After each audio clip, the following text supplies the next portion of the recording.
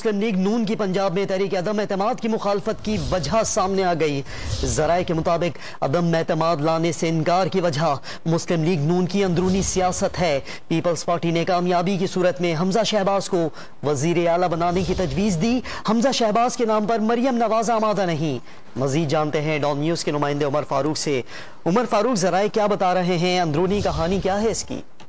जी बिल्कुल, peoples party का मौकफ ये था कि हुकूमत को टफ टाइम देने के लिए सबसे पहले पंजाब में तहरीक अदम एतमाद लाई जाए, और ये जब नुक्ता उठाया गया पीडीएम की मीटिंग में तो इस पर मुस्लिम लीग नून आमादा नहीं हुई, जिसकी वजह जो आप सामने आई है वो ये है कि मुस्लिम लीग नून की अंदरूनी सियासत आड़े आ गई है।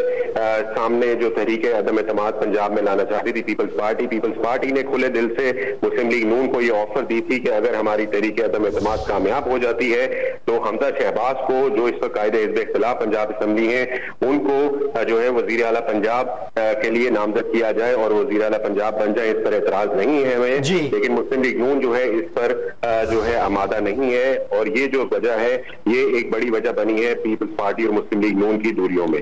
जी उमर फारूक, बहुत शुक्रिया आपका।